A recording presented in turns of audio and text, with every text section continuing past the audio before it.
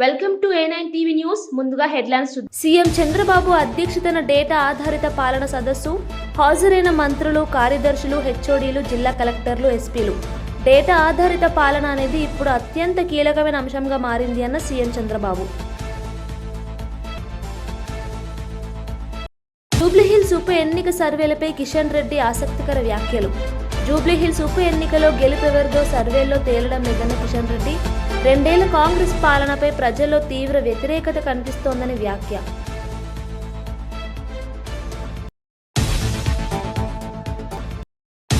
బండి సంజయ్ సభకు అనుమతి రద్దు, బీజేపీ ఆగ్రహం. బోరబండలో కేంద్ర మంత్రి బండి సంజయ్ సభకు అనుమతి రద్దు. కాంగ్రెస్ ప్రభుత్వ ఒత్తిడి వల్లే పోలీసులు వెనక్కి తగ్గారని బీజేపీ ఆరోపణ.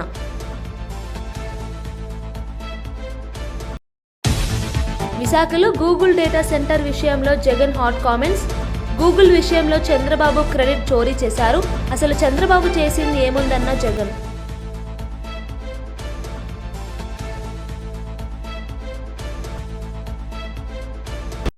విశాఖపట్నంలో గూగుల్ డేటా సెంటర్ విషయంలో కూటమి సర్కార్, వైసీపీ మధ్య మాటల యుద్ధం నడుస్తూనే ఉంది.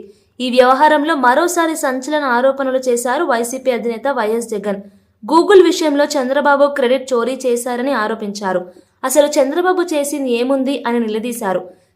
మామూలుగా స్టూడెంట్స్ గురించి ఏ నాయకుడు, ఏ రాజకీయ నాయకుడు ఆలోచన చేయడు, ఎందుకంటే వాళ్ళకు ఓటు హక్కు లేదు కదా అనేది ఫస్ట్. కానీ వాళ్ళే రేపొద్దున భవిష్యత్తు అని ఆలోచన చేయగలిగిన వాడు మాత్రమే రాజకీయ నాయకుడు కాదు, లీడర్ అవుతాడు. అలాంటి అడుగులు పడింది వైఎస్ఆర్సీపీ అని నేను గొప్పగా చెప్పగలుగుతా. మొట్టమొదటి అడుగులు ఇంగ్లీష్ మీడియం వైపుల అడుగులు పడ్డాయి.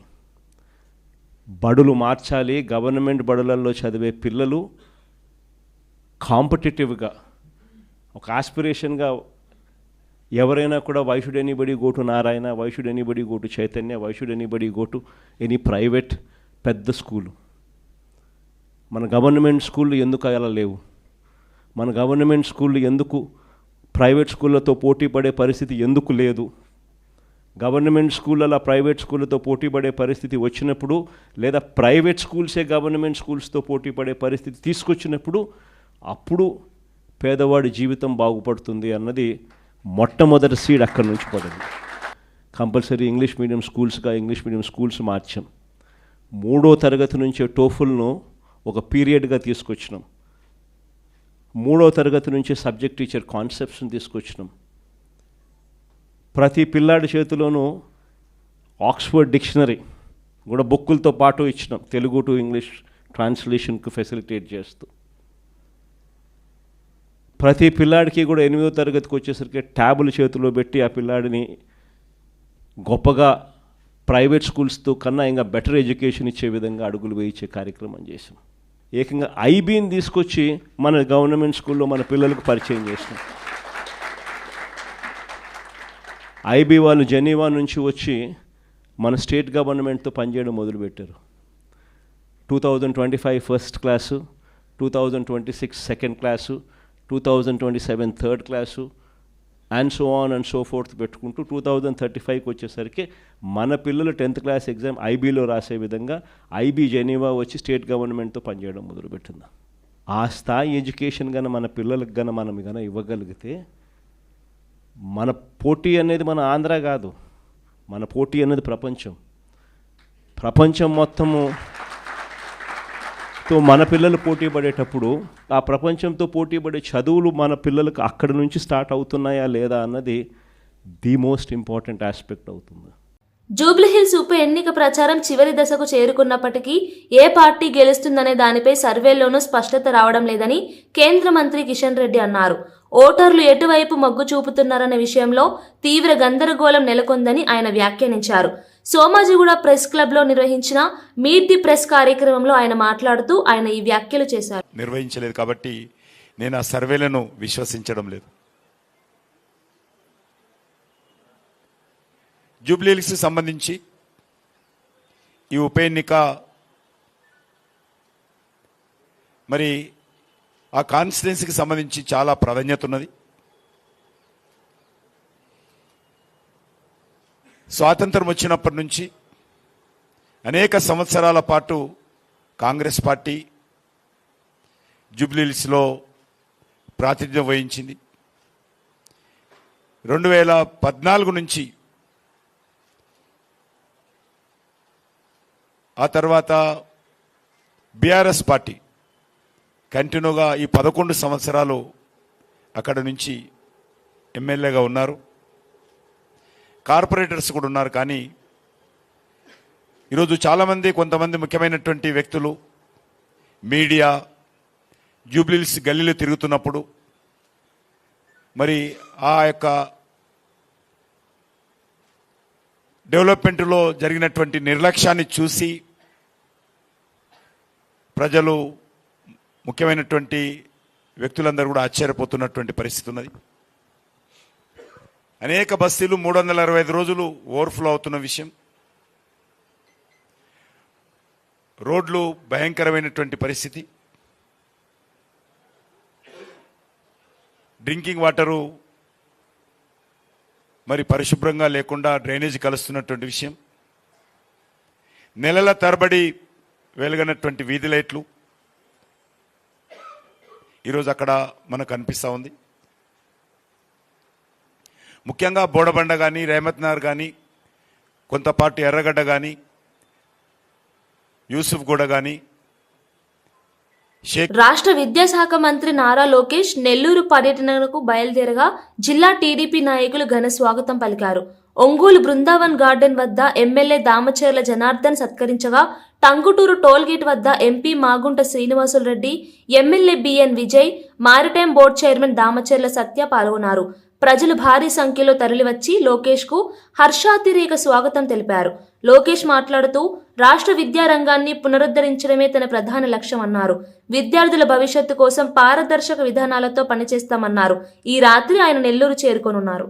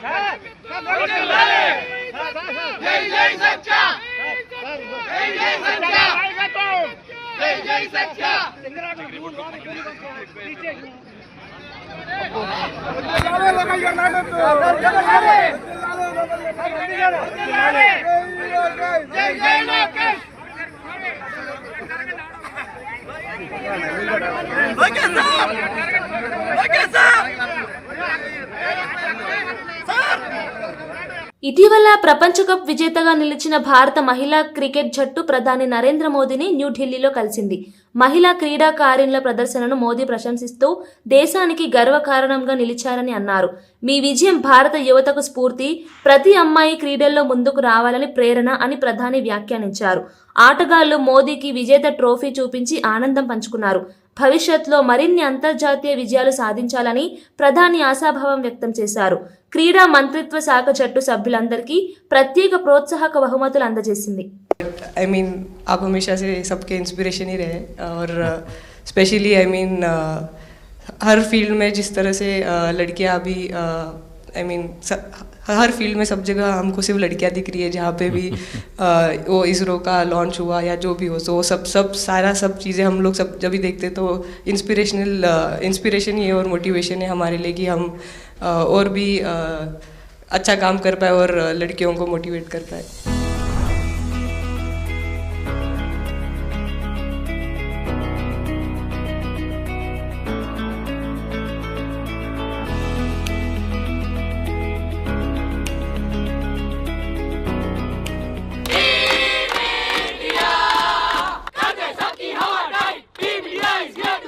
कोई न लेता हमको लाइन.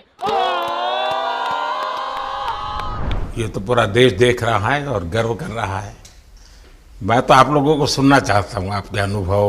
सर आई थिंक सबसे बेस्ट बात ये कैंपेन की ये थी कि कोई भी प्लेयर घर जाके उनकी स्टोरीज बताएगा कि किसी का भी कंट्रीब्यूशन कम नहीं था। लास्ट टाइम उन्होंने एक्सपेक्टेशंस कैसे डील करनी है उसके ऊपर बोला था, वो आंसर मेरे दिमाग में हमेशा रहा, और जिस तरह से वो काम और कंपोज रहते वो भी काफ़ी इंस्पायरिंग चीज़ है। आई थिंक जब हम वो 3 मैच हारे, I think a team is actually defined by not how many times you win, but how you can pick yourself up after a fall, and I feel that this team has done that the best, and that's why BJP నేత Bandi Sanjay road షోకు nodal officer అనుమతి ఇచ్చినప్పటికీ బోరబండ పోలీసులు అనుమతిని నిరాకరించడంతో party కార్యకర్తల్లో ఆగ్రహం వెల్లువెత్తింది.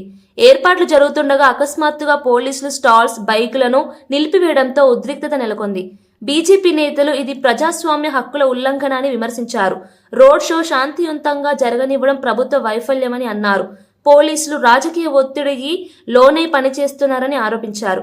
ఈ వ్యవహారంపై రాష్ట్ర బీజేపీ నేతలు ఆందోళనకు సిద్ధమవుతున్నారు. మనకు అర్థమైంది ఏంటంటే బీజేపీ యొక్క ప్రచారాన్ని అడ్డుకోవడానికి, బీజేపీ ఇక్కడ గెలుస్తుందనే ఒక భయాందోళనలో కాంగ్రెస్ పార్టీ ఉంది కాబట్టి కాంగ్రెస్ పార్టీ ఇటువంటి కుట్రలు చేసి బీజేపీ యొక్క ప్రచారాన్ని అడ్డుకోవాలని చూస్తున్నది. జూబ్లీహిల్స్ ప్రజలందరూ, ముఖ్యంగా బోరబండ డివిజన్ ప్రజలందరూ కూడా భారతీయ జనతా పార్టీకి ఓటు వేయబోతున్నారు. ఆ ఓటు వేయబోతున్న విషయాన్ని ఈ యొక్క ప్రభుత్వము వాళ్ళ యొక్క ఇంటెలిజెన్స్ ద్వారా తెలుసుకొని బీజేపీ ప్రచారాన్ని అడ్డుకునే ప్రయత్నం చేస్తుంది. మా బండి సంజయ్ గారి ప్రచారాన్ని అడ్డుకునే ప్రయత్నం చేస్తుంది. ఇటువంటి కుట్రలన్నిటినీ కూడా మేము ఖచ్చితంగా తిప్పికొడతాము. ఇక్కడ ఉన్న యువత అంతా కూడా బయటకు వచ్చింది. యువత అంతా కూడా ఈ కాంగ్రెస్ ప్రభుత్వం యొక్క కుట్రల్ని బయటపెట్టి ఈ యొక్క కాంగ్రెస్ ప్రభుత్వానికి బుద్ధి వచ్చేటట్టుగా చేయకపోతే మీరు ఈ యొక్క జూబ్లీహిల్స్లో ఒక్క ఓటర్ దగ్గర కూడా ఒక్క డివిజన్లో కూడా మీరు అడుగు పెట్టారని చెప్పేసి మేము కాంగ్రెస్ పార్టీని హెచ్చరిస్తున్నాం. 4వ తారీఖు అప్లై చేసాము. ఈరోజు 6వ తారీఖు 4 గంటల నుంచి రాత్రి 10 గంటల వరకు ఇక్కడ ర్యాలీ తీసుకోవడానికి, లౌడ్ స్పీకర్లు పెట్టుకోవడానికి పర్మిషన్ వచ్చింది. Assistant commissioner of police Panjagutta has issued NOC to Shrimati Supriya Goud, BJP party representative, to take out procession and loud speaker on 6th November 2025 from 4 PM to 10 PM at Borabanda Division. హోంమంత్రి Anitha media సమావేశంలో మాట్లాడుతూ ప్రభుత్వం drugs వద్దు bro అంటుంటే YCP మాత్రం యువతను నాశనం చేసే విధంగా డ్రగ్స్ తీసుకో బ్రో అంటోంది అని విమర్శించారు. వైసీపీ నాయకులు డ్రగ్స్ మాఫియాతో చేతులు కలిపారని ఆరోపించారు. యువత భవిష్యత్తు పట్ల వైసీపీ నిర్లక్ష్యంగా ఉందని అన్నారు. విద్యార్థులను మత్తులోకి నెడుతున్న ఈ మాఫియాను తక్షణమే అరికట్టాలని ఆమె డిమాండ్ చేశారు. రాష్ట్ర పోలీస్ విభాగం డ్రగ్స్ పై స్పెషల్ ఆపరేషన్లు ప్రారంభించిందని తెలిపారు. యువతను రక్షించడమే ప్రభుత్వ లక్ష్యమని స్పష్టం చేశారు. వాళ్ళ విద్యార్థి విభాగాన్ని కొంతమందిని యువతిని కలిసి ఈరోజు కూర్చోబెట్టి ఒక ట్రైనింగ్ ప్రోగ్రామ్ ఏదో పెట్టాడంట. అసలు ఆ ట్రైనింగ్ పెట్టేదానికి నీకు అసలు అర్హత ఉందా అని నేను జగన్మోహన్ రెడ్డిని అడుగుతున్నా. ఆ పులివెందుల ఎమ్మెల్యేకి కనీసం అర్హత ఉందా అని నేను అడుగుతున్నా. ఎందుకంటే నీ విద్యార్థి విభాగం నాయకుడు కొండారెడ్డి వైజాగ్లో ఏయూలో ఎంబీఏ చేస్తూ ఈ డ్రగ్స్ని దాందాగా చేస్తూ మొన్న ఈగల్కి టాస్క్ ఫోర్స్ డిపార్ట్మెంట్కి పట్టుబడిన సంగతి జగన్మోహన్ రెడ్డికి తెలీదా? జగన్మోహన్ రెడ్డికి తెలియకుండానే జరిగిందా? ఆ కొండారెడ్డి విద్యార్థి విభాగం అధ్యక్షుడు కాదా? ఆ కొండారెడ్డి అన్న వ్యక్తి అబ్బాయి నాకు తెలిసి హార్డ్లీ 23 సంవత్సరాలు అనుకుంటా.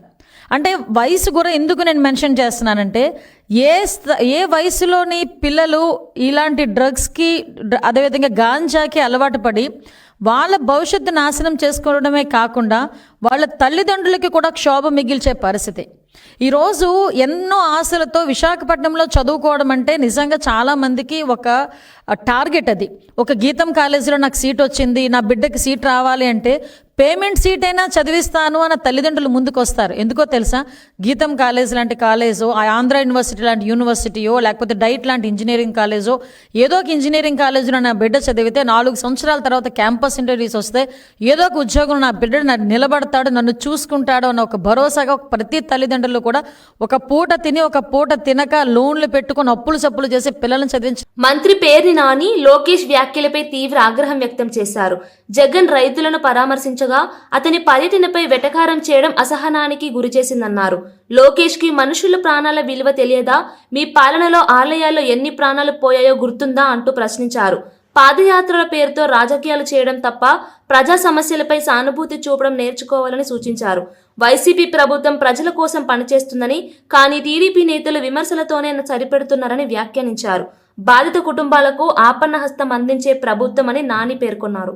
అన్ని శాఖల్లో ఏలెట్టి గిరగిరగా తిప్పేటువంటి ఒక పెద్ద మీ ట్రబుల్ షూటర్ అని ఫీల్ అవుతున్నటువంటి ఒక మంత్రి గారు ఉంది. ఆవిడ దగ్గరుండి కట్టించింది. ఆ గోడ ఏదో వాళ్ళు కడుతున్నప్పుడు పడినా బాగుండేది, పరిశీలన చేస్తాకు వచ్చినప్పుడైనా బాగుండేది, రాష్ట్రానికి దరిద్రం వదిలేదు. ఇవాళ చచ్చిపోతే మీకు బాధ్యత లేదా? కాంట్రాక్టర్ బాధ్యత. తిరుపతిలో దర్శనానికి క్యూల్లో టికెట్లు ఇచ్చేదానికి తొక్కిసలాట్లో తిరుపతిలో అసూలు బాయటమా? 30 మందా ఎంతమంది? జూబ్లీహిల్స్ అభివృద్ధి విషయంలో బీఆర్ఎస్ పార్టీ ఏమీ చేయలేదని కాంగ్రెస్ నేత సామ రామ్మోహన్ రెడ్డి మండిపడ్డారు. బీఆర్ఎస్ పాలనలో జూబ్లీహిల్స్ ప్రజలు గుండుసున్న అభివృద్ధి చూశారు, అందుకే అసెంబ్లీ ఎన్నికల్లో వారిని తుడిచిపెట్టారు అన్నారు. పార్లమెంట్ ఎన్నికల్లో కూడా ప్రజలు అదే తీర్పు ఇవ్వబోతున్నారని ధీమా వ్యక్తం చేశారు. కాంగ్రెస్ హయాంలో కొత్త రేషన్ కార్డులు, ఉచిత కరెంటు, సంక్షేమ పథకాలు విస్తృతంగా అమలవుతున్నాయని తెలిపారు. బీఆర్ఎస్ ప్రజల మధ్య తిరగలేని పరిస్థితి ఉందన్నారు. ఒకసారి జూబ్లీహిల్స్ ప్రజలందరూ కూడా నేను గుర్తు చేస్తా ఉన్నా. ఈరోజు వచ్చి ముస్లింల మీద ఏదో ముసలి కన్నీరు గారుస్తున్నటువంటి కేటీఆర్ వీటికి కూడా జవాబు చెప్పు. మరి బుల్డోజర్ అని చెప్పి మాట్లాడుతున్నావు. కుతుబ్ షాహీ మస్జిద్ యాకుత్పురా షామీర్పేట్ 400 సంవత్సరాల క్రితం చరిత్ర, 400 సంవత్సరాల చరిత్ర ఉంటున్నటువంటి కుతుబ్ షాహీ మస్జిద్ ఔకాఫ్ లిస్టెడ్ మాస్క్ ఇది. 2022 ఫిబ్రవరిలో బుల్డోజర్లు పెట్టి కూలగొట్టినటువంటి పాపిస్టోడివి నువ్వు కాదా? నగరం నడిబొట్టున రాష్ట్రాన్ని నడిపిస్తున్నటువంటి సచివాలయంలో ఒక మతానికి సంబంధించిందనే కాదు, ఇటు నల్లపోచమ్మ గుడిని, తెలంగాణ ప్రజల మొత్తానికి కూడా సెంటిమెంట్ అయినటువంటి నల్లపోచమ్మ గుడిని, మస్జిద్లని బుల్డోజర్లు పెట్టి కూలగొట్టినటువంటి దుర్మార్గపు పరిపాలన మీది కదా. శంషాబాద్ మెయిన్ రోడ్ మీద ఉంటున్నటువంటి మస్జిద్ కూడా అప్పుడు పెద్ద వాళ్ళ లోకల్ స్థానిక కౌన్సిలర్ పెద్దలు ఒల్లి చేసిండు ఇది ఎక్కడ అన్యాయం అని చెప్పి. అధికారంలో ఉంటున్నప్పుడు ధర్మం లేదు, దైవం లేదు, కళ్ళు నెత్తికెక్కి ప్రజల యొక్క సెంటిమెంట్ని కనీస గౌరవం ఇవ్వకుండా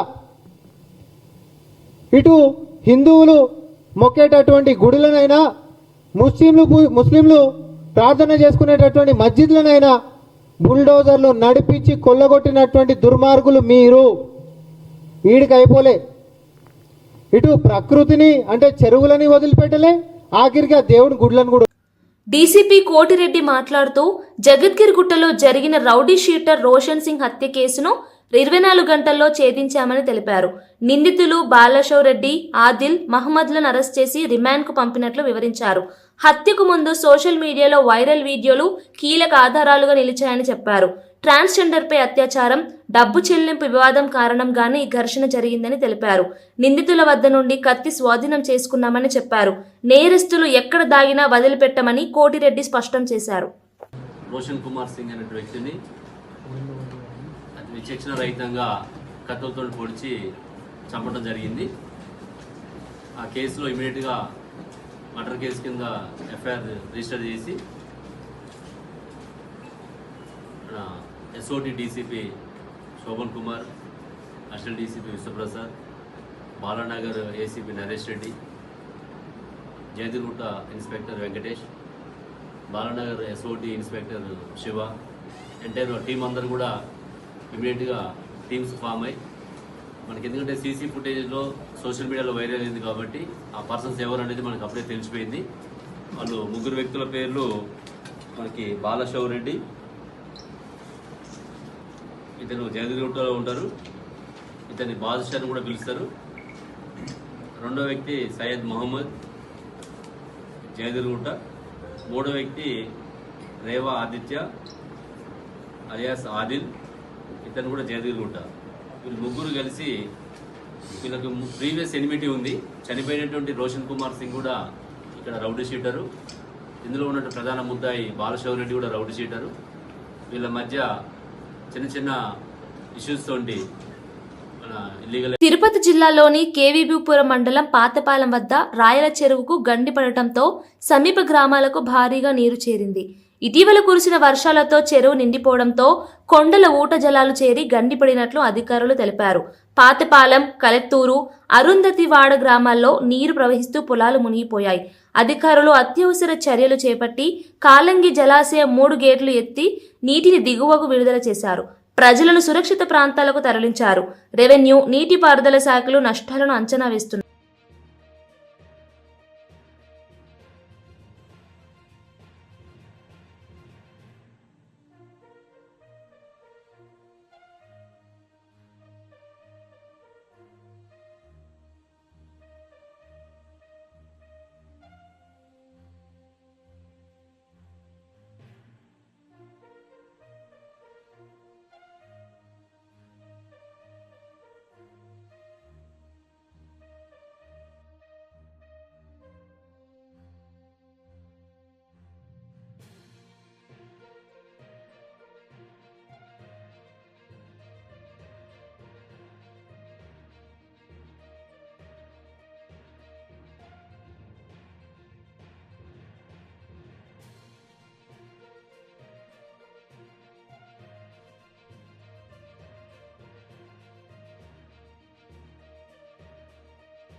ముఖ్యమంత్రి నారా చంద్రబాబు నాయుడు అధ్యక్షతన డేటా ఆధారిత పాలనపై ఉన్నత స్థాయి సమావేశం జరిగింది.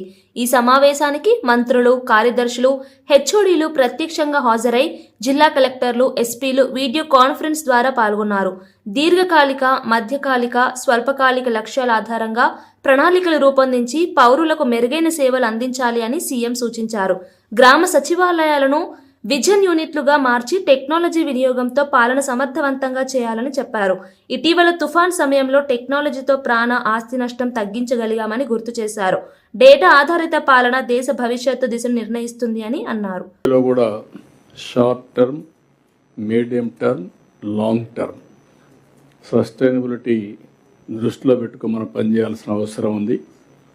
అవన్నీ కూడా ఇప్పుడు మీరు గుర్తుపెట్టుకుంటే 1.5 years నుంచి మనం కొన్ని సిస్టమ్స్ బిల్డప్ చేసాం. టెక్నాలజీ అంతా కూడా అడాప్ట్ చేసుకొని దానివల్ల ఇటీవల కాలంలో ఏదైతే సైక్లోన్ వచ్చిందో ఆ సైక్లోన్ని సమర్థవంతంగా టోటల్ టెక్నాలజీని ఉపయోగించుకొని మనం ముందుకు పోగలిగాం. దానివల్ల చాలా వరకు మనకు మంచి ఫలితాలు వచ్చే పరిస్థితి వచ్చింది. అంటే ఇది ఒక ఎక్కడికక్కడ టెక్నాలజీని పర్ఫెక్ట్గా ఉపయోగించుకున్నాం. ఇంకొక పక్కన ఏదైతే సైక్లోన్ని ముందుగానే ట్రాక్ చేయడం, అదే మరి మనకుండే అవేర్ కానీ డేటా కానీ ఇవన్నీ సింక్ చేసుకోవడం, ఇక్కడ సెక్రటరియట్ దగ్గర నుంచి లాస్ట్ మైల్లో ఉండే గ్రామ సచివాలయం వరకు ఇప్పుడు దాని పేరు కూడా మనం మార్చుకుంటున్నాం. ఎందుకంటే విజన్ యూనిట్ కింద వాళ్ళందరూ కూడా ట్రాన్స్ఫార్మ్ చేయాల్సిన అవసరం ఉంది. అందుకే ఆ విజన్ యూనిట్ను కూడా మనం సమర్థవంతంగా ఉండే వాళ్ళందరినీ ఉపయోగించుకున్నాం. లైన్ డిపార్ట్మెంట్స్ ఉన్నాయి. జిల్లా, మండల్, కాన్స్టిట్యున్సీ కింది వరకు లైన్ డిపార్ట్మెంట్స్ ఎక్కడికి వస్తే అంతవరకు కూడా అందరినీ యాక్టివేట్ చేశాం. టైం టు టైం అలర్ట్స్ పంపించాం.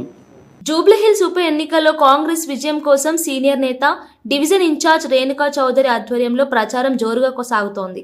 మాజీ మున్సిపల్ చైర్పర్సన్ గడ్డం ఇందుప్రియ నేతృత్వంలో వెంగళరావు నగర్, కళ్యాణ్ నగర్, వికాస్ నగర్ ప్రాంతాల్లో డోర్ టు డోర్ ప్రచారం నిర్వహించారు. ప్రజలను కలిసిన రేణుకా చౌదరి చేయి గుర్తుకు ఓటు వేయండి, ప్రజా సంక్షేమం కొనసాగించండి అని పిలుపునిచ్చారు. కాంగ్రెస్ నిరుపేదల పార్టీగా ప్రజల జీవితాల్లో మార్పు తెచ్చిందని ఆమె అన్నారు. ఈ కార్యక్రమంలో ఎమ్మెల్యేలు, నేతలు, యువ కార్యకర్తలు పాల్గొన్నారు.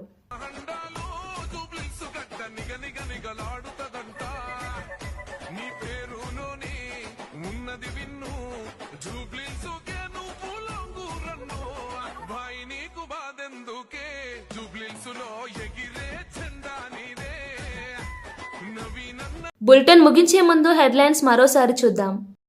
సీఎం చంద్రబాబు అధ్యక్షతన డేటా ఆధారిత పాలన సదస్సు. హాజరైన మంత్రులు, కార్యదర్శులు, హెచ్ఓడీలు, జిల్లా కలెక్టర్లు, ఎస్పీలు. డేటా ఆధారిత పాలన అనేది ఇప్పుడు అత్యంత కీలకమైన అంశంగా మారింది అన్న సీఎం చంద్రబాబు. జూబ్లీహిల్స్ ఉప ఎన్నిక సర్వేలపై కిషన్ రెడ్డి ఆసక్తికర వ్యాఖ్యలు. జూబ్లీహిల్స్ ఉప ఎన్నికలో గెలుపెవరిదో సర్వేల్లో తేలడం లేదన్న కిషన్ రెడ్డి 2 ఏళ్ల కాంగ్రెస్ పాలనపై ప్రజల్లో తీవ్ర వ్యతిరేకత కనిపిస్తోందని వ్యాఖ్య.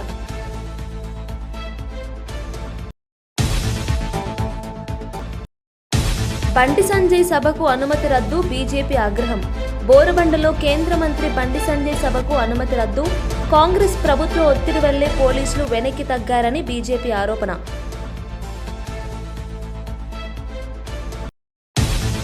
విశాఖలో గూగుల్ డేటా సెంటర్ విషయంలో జగన్ హాట్ కామెంట్స్. గూగుల్ విషయంలో చంద్రబాబు క్రెడిట్ చోరీ చేశారు, అసలు చంద్రబాబు చేసింది ఏముందన్న జగన్.